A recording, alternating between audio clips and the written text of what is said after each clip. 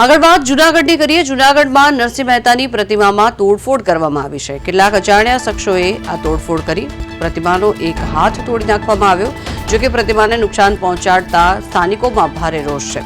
આરોપીઓ વિરુદ્ધ કડક કાર્યવાહીની માંગ કરવામાં આવી રહી છે। કયા કારણોસર આ કૃત્ય કરવામાં આવ્યું છે તે પણ સૌથી મોટો અહીંયા સવાલ બની રહ્યો છે। ગિરનાર દરવાજા પાસે સર્કલ હતું, એ સર્કલ પર નરસિંહ મહેતાની એક પ્રતિમા બનેલી હતી। તે પ્રતિમાની તોડફોડ કરવામાં આવી છે। ત્યારે મહત્વનું છે કે પ્રતિમાને નુકસાન પહોંચતા સ્થાનિકોમાં ભારે રોષ છે।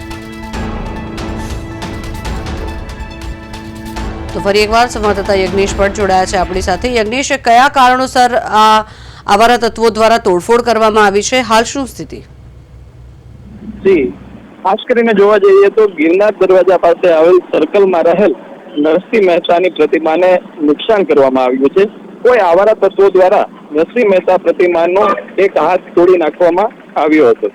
નરસિંહ મહેતાની પ્રતિમાને આવારા તત્વો દ્વારા નુકસાન પહોંચાડવામાં આવતા ત્યાં સ્થાનિકોનો ભારે રોષ પણ જોવા મળી રહ્યો છે। જી, પરંતુ યજ્ઞેશ, આ કૃત્ય કરવામાં શા માટે આવ્યું છે? શું વિગત, કયા કારણોસર આ પ્રતિમાને તોડવામાં આવી?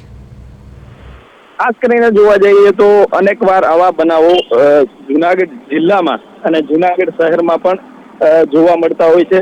ખાસ કરીને જોવા જઈએ તો જે ચોકમાં પ્રતિમા આવેલી છે તેનો રાત્રે અંધારાનો લાભ ઉઠાવી અને કોઈ આવારા તત્વો દ્વારા આ કૃત્ય કરવામાં આવ્યું છે। જી, આભાર યજ્ઞેશ માહિતી બદલ। તો આ સ્થિતિ અહીંયા જોવા મળી રહી છે। નરસિંહ મહેતાની પ્રતિમાનો એક હાથ તોડી પાડવામાં આવ્યો છે। જોકે કયા કારણોસર આ કૃત્ય કરવામાં આવ્યા છે તે કારણ હજી અકબંધ છે, પરંતુ આવારા તત્વો દ્વારા વારંવાર આ પ્રકારના કૃત્ય કરવામાં આવતા હોય છે। શહેરની જે પ્રતિમા છે તેને નુકસાન પહોંચાડવામાં આવ્યું છે।